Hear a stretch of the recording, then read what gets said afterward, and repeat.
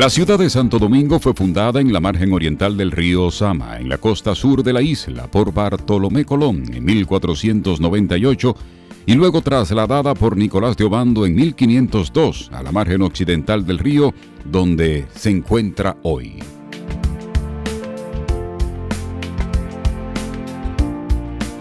El lugar fue seleccionado por Bartolomé Colón, hermano de Cristóbal Colón, quien llegó a la parte sur de la isla en busca de oro.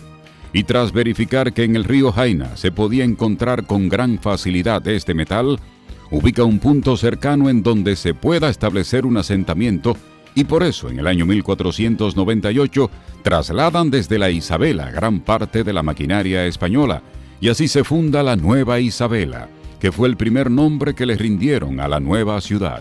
Cuando fue fundada en la zona oriental por Bartolomé Colón, era una ciudad abierta, un caserío que tenía algunas dependencias inhóspitas de algo que estaba ocurriendo y que formaba parte de lo que es la historia del Nuevo Mundo. La Nueva Isabela cambia su nombre y pasa a ser la ciudad de Santo Domingo, en homenaje a Santo Domingo de Guzmán, el santo católico fundador de la Orden de los Dominicos. En su territorio original la ciudad duró muy poco, ya que en el año 1502, por orden del gobernador de la isla Nicolás de Obando, se trasladó al lugar que ocupa en la actualidad.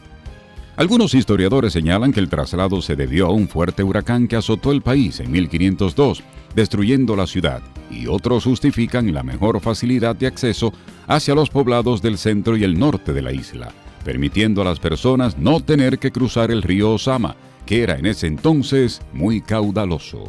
Y es entonces Nicolás de Obando en 1502 cuando traza la ciudad de Santo Domingo. A imagen y semejanza de una de las ciudades del Viejo Mundo. De inmediato trazó la primera calle, que fue Las Damas, y luego comienza a trazar calles paralelas a Las Damas, como son la Isabel la Católica, el Arzobispo Meriño, y más adelante se inició la construcción de calles perpendiculares a las primeras trazadas, como son el Conde, la calle Padre Villini, y así comienzan a formarse los que son las cuadras de la ciudad de Santo Domingo. Más adelante comienzan a erigirse las murallas para proteger la ciudad.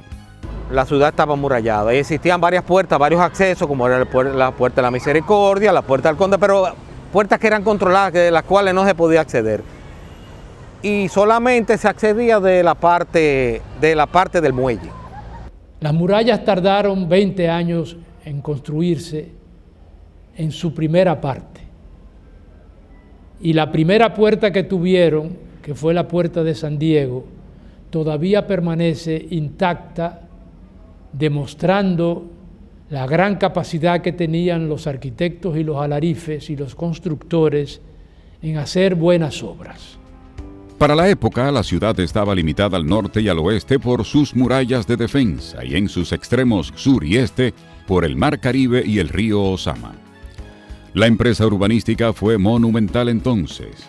Desde Europa llegaron maestros de la construcción de gran prestigio, además de albañiles experimentados.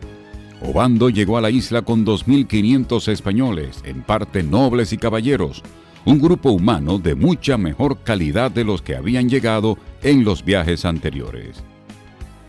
La ciudad de Santo Domingo recibe del rey español Fernando de Castilla el 7 de diciembre del año 1508 el escudo de Ciudad Primada de Indias, sirviendo esta como modelo para la edificación de otras ciudades coloniales en América, construyéndose en ella las edificaciones más relevantes de la colonia, entre ellas la Fortaleza Osama, la que se convirtió en la primera edificación militar del Nuevo Mundo.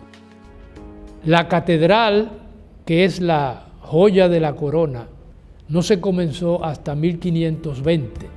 Precisamente a la Catedral de Santo Domingo se le considera la primada de las Américas y en su fundación le otorgaron el título de Catedral Metropolitana y Primada de las Indias, convirtiéndose en el centro de la cristiandad de todo el hemisferio. Durante los primeros años de Obando, Santo Domingo alcanzó tal esplendor que se le comparaba con las más hermosas ciudades españolas. Rodrigo de Liendo fue uno de los maestros que levantó, entre otras obras, el monasterio de San Francisco y la iglesia de las Mercedes. También se construyeron en esa época el Palacio Consistorial, las iglesias de Santa Bárbara, San Miguel y San Carlos, y manzanas de casas en las que esmerados albañiles trabajaron sin descanso.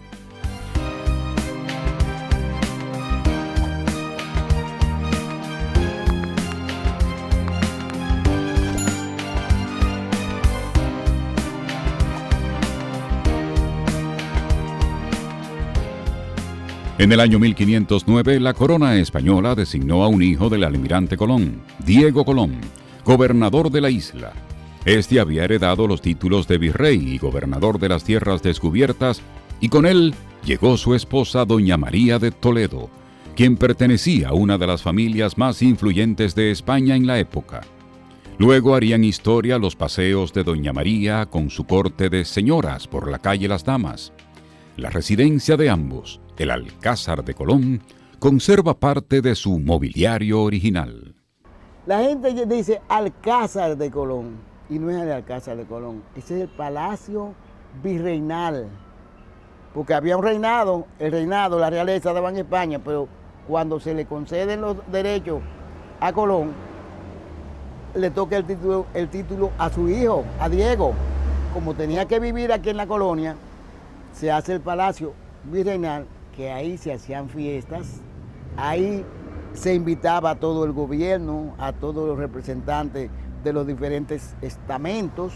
En los tiempos de la colonia, la ciudad de Santo Domingo era de unos 3 kilómetros cuadrados y tenía 11 calles de sur a norte, comenzando en las calles de Las Damas e Isabel la Católica, e incluyendo la Arzobispo Meriño, Hostos, 19 de marzo, José Reyes, Sánchez, Santomé, Espaillat y La Palo Hincado.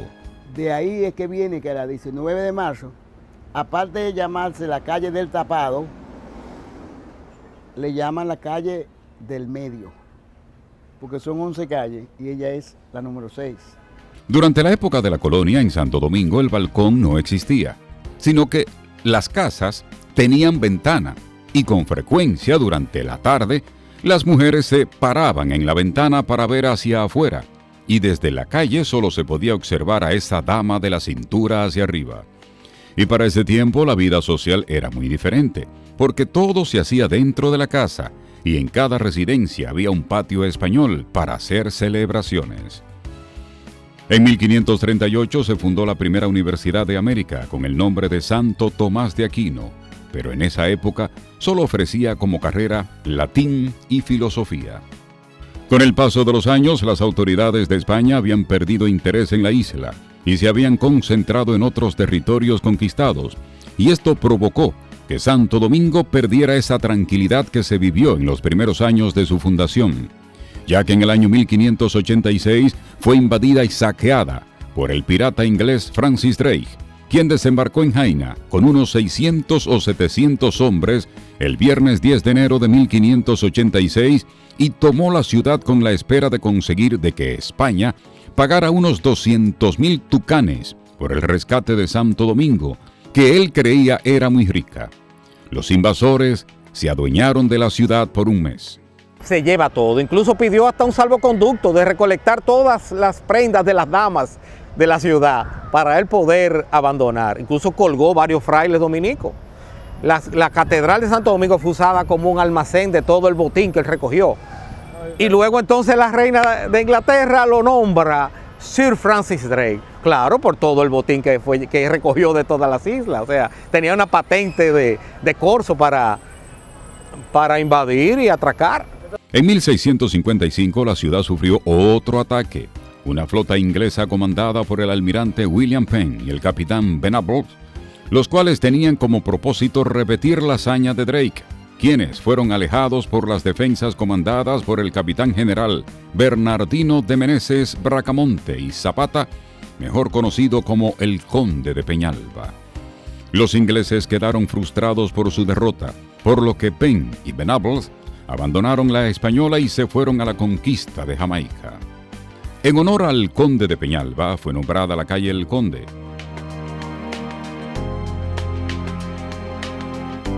Luego de este ataque, la construcción de la muralla fue acelerada y fueron construidos más fuertes cerca de la fortaleza de Santo Domingo. Durante el siglo XIX, la ciudad estuvo bajo la dominación francesa, de 1800 a 1809. La historia de la ciudad a partir de la independencia será tema de un próximo reportaje.